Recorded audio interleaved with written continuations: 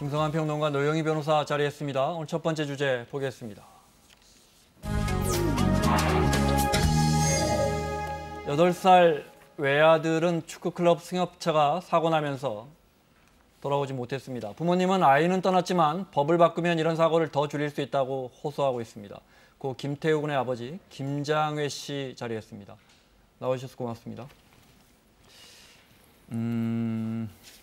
사고 이야기를 먼저 해야겠습니다.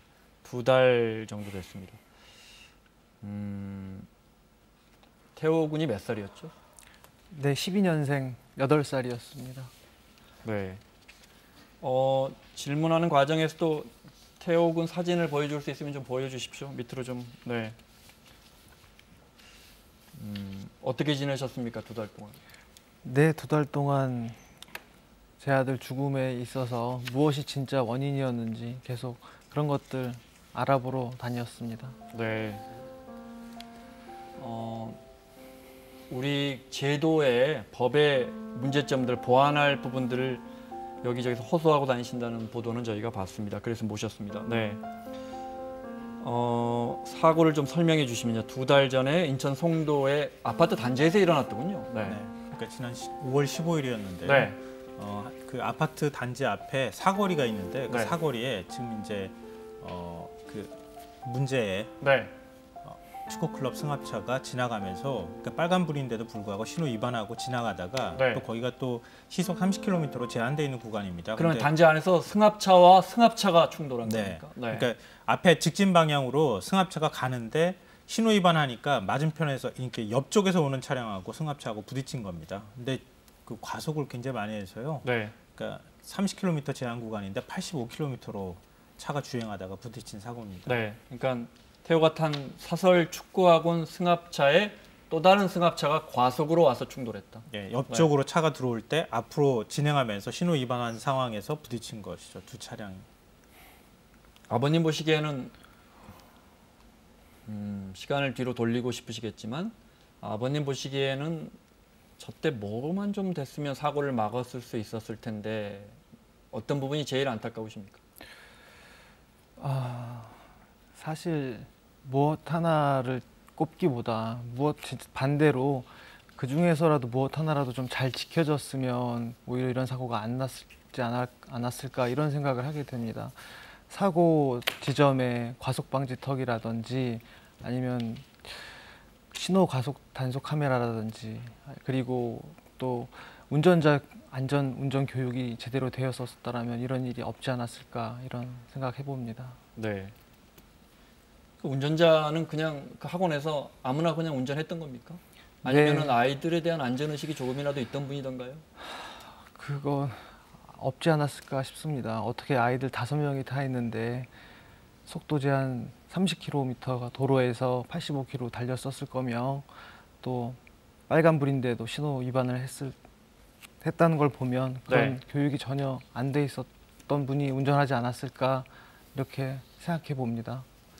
2013년에 세리미법, 안타깝게 숨진 세리미 때문에 법이 생겨서 저희가 알기로는 이런 어린이집 차량이라든지 이런 학원 차량들 다 인솔자 있어야 되고 다들 안전벨트 하는지 확인하고 이러지 않습니까? 그러니까 2013년도 청주시에서 그 당시 3살짜리 김세림 양이 네. 그 통학버스에 치여 사망한 사고가 있었었는데요. 네.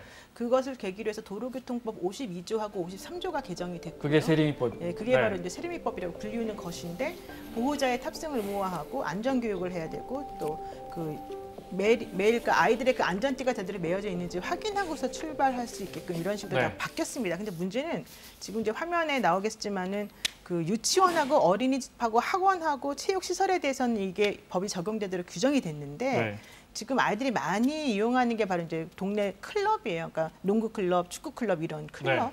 그런 곳은 사실은 의무 대상이 아니다라고 하는 게 바로 첫 번째 문제였고요. 네. 사실 아파트 단지 내에서는 서행이 기본인데 이번에 사고가 난 차량은 85km 속도로 달렸다라고 하는 게 이제 문제가 됐습니다. 그리고 더 중요한 게 이 차량이 황색 그 신호를 보고도 빨리 가려는 마음 때문에 먼저 들어갔던 게 사실 더 문제였다 이런 얘기 나오고 있는데 네. 이게 바로 이제 법이라고 하는 것이 가지고 있는 어떤 사각지대 이런 것이 이번에 또 참사를 불러일으킨 게 아닌가 생각이 듭니다. 그러면 태호가 탄 그 사설 축구학원 승합차에는 인솔 교사도 없었고 누구 하나 예컨대 뭐 벨트를 해라든지 또는 그 운전기사분께 안전교육을 해야 할 의무가 없었다 이 말이네요. 네, 맞습니다. 인솔자가 실제 없었습니까? 네, 없었습니다. 네. 이런 부분에 대해서 아버님 그러니까 이런 부분도 보완이 돼야 한다.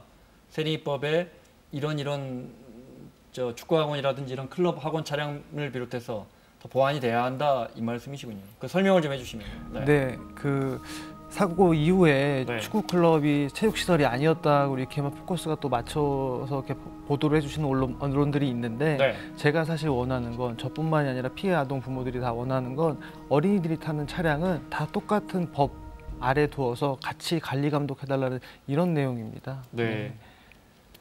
그 말씀을 듣고 보니까 정말 다 같이 어린 아이들이 타는 차량인데 어떤 차량은 그러니까 이게 어린이 통학버스라고 하는 것의 개념 자체가 네. 13세 미만 어린이를 그 태우고 다니는 교육 대상으로 하는 시설에서 운영하는 차 내지는 어린이를 역에 그러니까 어린이가 타고 다니는 차 자체를 아예 이 어린이 통학버스라고 하기는 해요. 근데 네. 문제는 지금 이렇게 법이 허점이 있는 것처럼 뭐 축구클럽, 농구클럽 이렇게 사설로 운영되는 그런 클럽이나 이런 곳에서 운영하는 그 차는 네. 사실은 신고가 의무화되어 있지 않고 또 그런 식으로 뭔가 이 세리비법과 같은 곳에서 얘기되고 있는 그런 의무가 없기 때문에 사실 더 문제였다는 거거든요. 아버님이 그 사고 이후에 알아보시니까 그 태호가 다니던 축구 클럽은 학원도 아니고 체육 시설도 아니고 체육 용품 판매점으로 등록돼 있었다고요? 네, 거기서 이제 제일 화가 많이 났는데요. 네.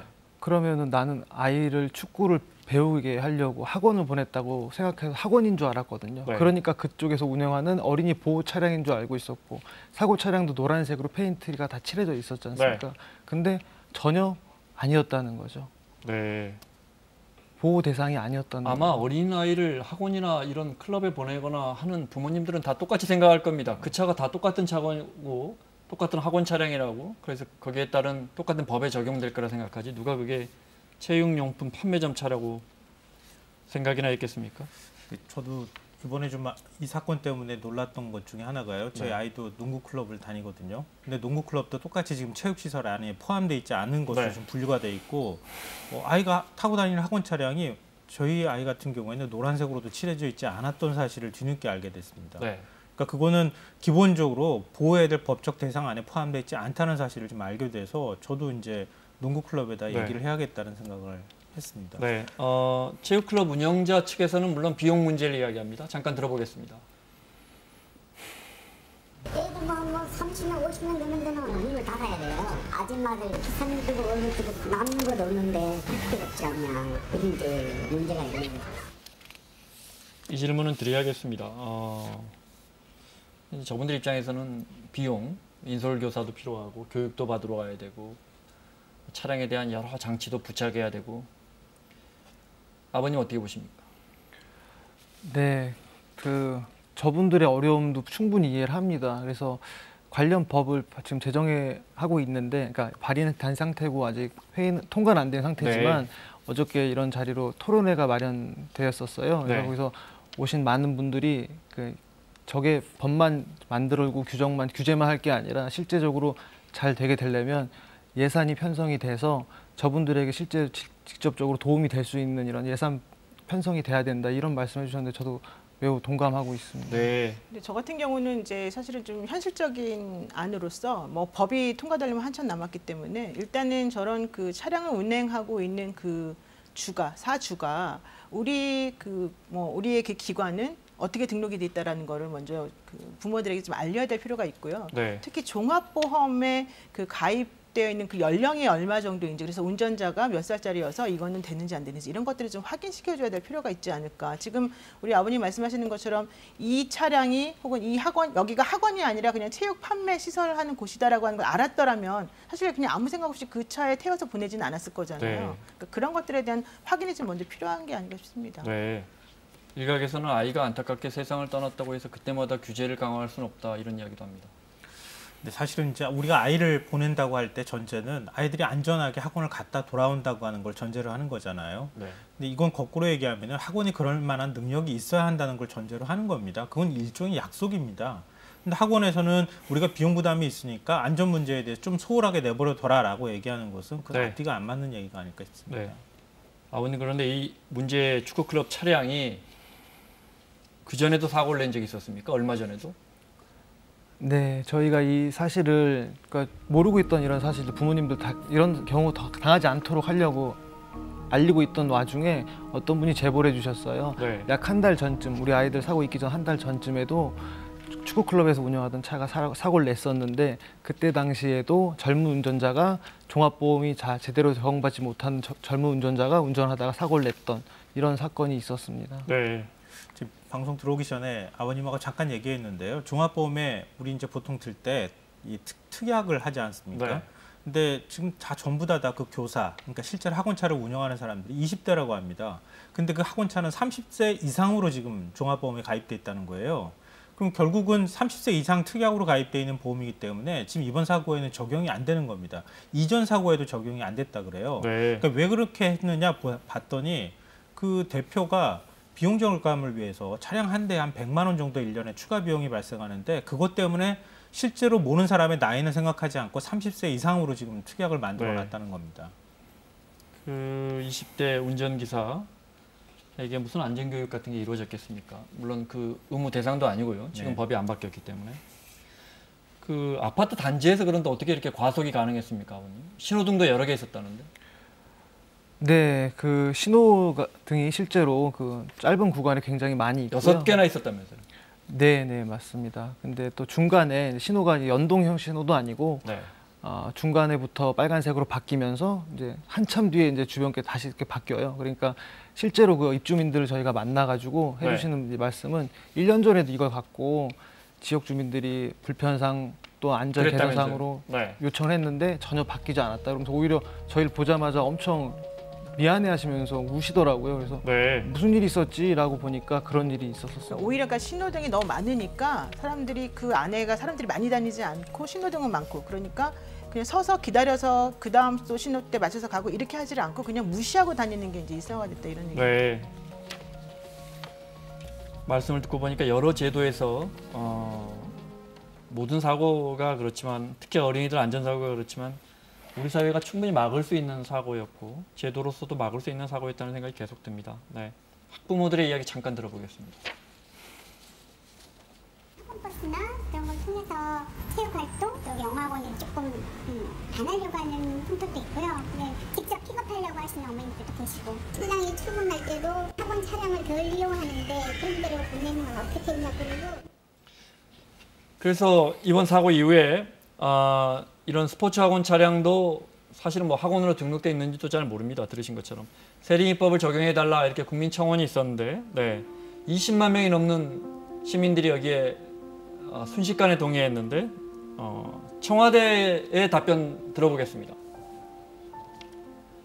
근본적으로는 포괄적으로 어린이 운송 차량을 어린이 통학버스에 포함되도록 하는 관련법 개정이 필요합니다. 체육교수법의 정의와 범위, 운영 형태, 시설 기준 등 설정을 위한 실태조사도 시작했습니다. 체육시설법 개정안을 마련할 계획입니다. 국회와도 잘 협의해서 더 이상 어린이들이 안타깝게 세상을 떠나는 일이 없도록 각고의 노력을 지속해 나갈 것임을 약속드립니다. 관련해서 이정미 전 정의당 대표와 함께 이른바 태호 유찬이법, 유찬이는 아마 태호랑 같이 숨진 아이인가요? 네, 같은 반 제일 친한 친구였습니다. 태호 유찬이법을 발의하셨다고 들었습니다. 이게 세리법하고는 또 어떻게 더 다른 법입니까? 그러니까 기존의 세리미법에 있던 사각지대, 그러니까 이런 체육시설인데도 불구하고 그러니까 통상적으로 다 상식적으로 체육시설인데 네. 안 들어가 있는 이런 축구 클럽이나 농구 클럽 또 기타 더 여러 가지가 있는데 이런 부모들은 것들- 당연히 학원인 줄 아는데. 네, 맞습니다. 그런 것들이 아까 제가 처음 말씀드렸던 것처럼 어린이들이 타는 모든 차량은 다 세리미법 안에 카테고리에 묵자는 이런 취지의 법입니다. 네, 거기에 이제 운전기록 장치 부착이라든지 이런 부분, 아이들 안전과 관련된 부분도 조금 더 강화하자 이런 내용이 들어. 사고 이력도 공지가 되고 사고 이력. 네, 네. 그리고 또 너무 이 차에 대해서 아니면 운전기사에 대해서요? 차에 대해서. 대해서. 차에 대해서입니까? 네. 그리고 너무 노후화된 차량은 사실은 이제 이 어린이 통학버스를 사용하지 못하도록 하는 것도 저는 좀 필요하지 않을까 싶습니다. 네. 그리고 이제 세리민법도 처벌 규정이 굉장히 미미했습니다. 약하죠. 네. 500만 원 그러니까 뭐 과태료. 범칙금 정도 내는 거거든요. 과태료 네. 500만 원. 이른바 안 지켜도 되는 법. 네. 네. 근데 이번에 500만 원으로 그 상한선도 좀 높였다고 합니다. 네, 알겠습니다. 2013년부터 5년 동안 발생한 통학버스 사고가 250여 건이고 그 과정에서 사망한 어린이가 410명이나 됩니다. 네. 아버님 오늘 어려운 자리 하셨는데 아이들이 보다 더 안전한 사회를 만들기 위해서 우리 입법부나 이런 데 조언을 좀 해주신다면요. 제가 뭐 감히 조언이라고 드린 게 아니라 진짜 아이들 요즘 저출산으로 많이들 고민하고 계신데 실제로도 그렇고 아이들 안전을 위해서 좀 제대로 된 법안뿐만이 아니라 만들어주시는 것뿐만이 아니라 관리 감독해주시는 쪽에서는 해주시고 또 아이들을 대상으로 수익 활동하시는 분들께서도 좀 안전에 신경 써주시고 실제로 또 우리 보내고 있는 부모님들도 좀 알아야지 안전하지 않을까 싶어서 이렇게 나오게 됐습니다. 알겠습니다.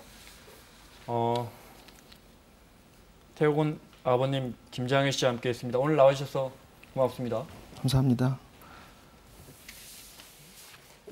노영희 변호사, 김성환 평론가 함께하고 있습니다. 오늘 두 번째 주제 보겠습니다.